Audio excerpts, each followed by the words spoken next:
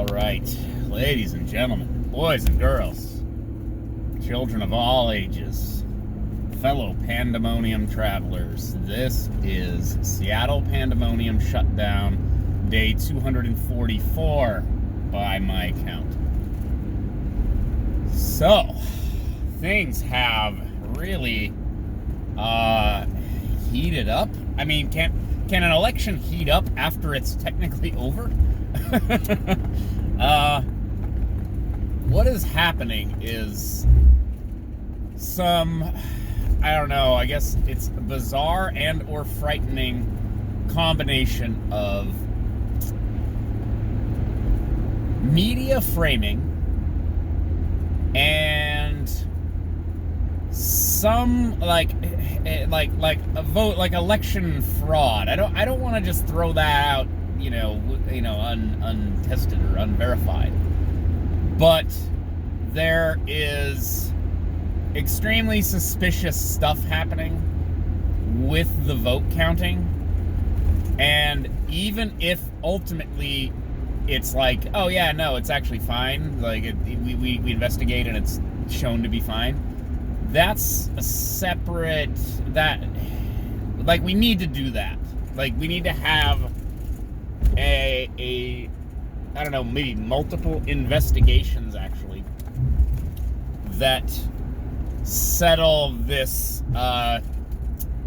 this divide. I don't know if that's even possible, because there are people who will argue in bad faith that the election process is compromised or whatever for political reasons, because you'll always have people who want to hear that the process was corrupt and that's why their side lost. And I mean, this is what we went through this with, Russiagate for the last 4 years. No, it's not legitimate because reasons. And we'll do the same thing with this, the results of this election, but this time it will be more like right wing. The right wing will be the ones with all the complaints. But it is important to get people to believe in our election process and or ferret out voter fraud. So they're going to investigate it, and that's just, Trump's already saying that they're going to sue these states for, I don't know how this actually works. What are they going to sue the state and say they botched the vote count, the tallying, or that they were somehow involved in the malfeasance? I don't know. I don't know how you would even prove such a thing, but there are some videos and stuff going around of some sort of disappointing things, like things that just are exactly the kind of thing that would muddy the waters and make people not trust the outcome of the election. Video of guy pull a vote counter. It looks like he flips off a ballot and then crumples it up and throws it in the trash, and you're just like, oh, okay, that's not cool. Because if that's one vote, if every vote counts, then that vote counted too. And personally, I feel like I can't believe people actually voted for Joe Biden, and especially in these numbers. I find that to be shocking, and I understand people really don't like Donald Trump, but I don't understand how you can vote for the guy who voted for the Iraq War, for the 94 crime bill, has slimy stuff going on with his loser son and China and getting kickbacks and all this other stuff. And couple that with the obvious establishment, kind of swamp monster vibe around the guy. I don't know how you voted for him. However, it's not my place to tell you how to vote. And you can hold me in contempt for voting for Trump if you want to. I don't really care. I'm not wrong. I might be wrong, but I'm not lying about what I believe and what I think is the right thing to do. But here we are.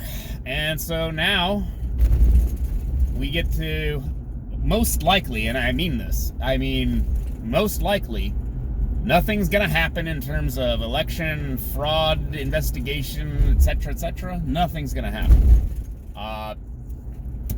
Trump's going to leave office, and we're going to get Joe Biden for, let's say, 4 years, if I'm being generous. He's probably going to make it about a year, maybe 2, and then we'll have President Kamala Harris, because they couldn't get her through the primaries, but they still managed to get her into the White House, and that's just going to be an endless political nightmare as far as the discourse in this country is concerned, okay?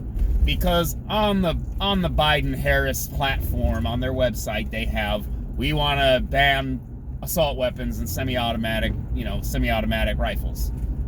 Okay, good luck. That's not a fight that we need to have in this country right now. Like, that's a useless waste of time that violates our Second Amendment rights. This has been upheld by the Supreme Court, and the Supreme Court is now has a more conservative majority on it due to Amy Coney Barrett, Kavanaugh, etc.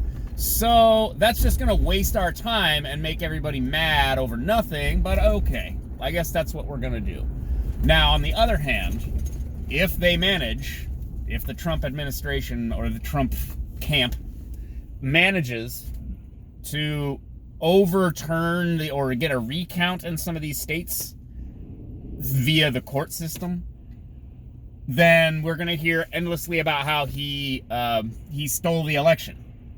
Then it's going to be not Russia this time. It's our own court system somehow stole the election. People still gripe about the Florida vote counting in 2000.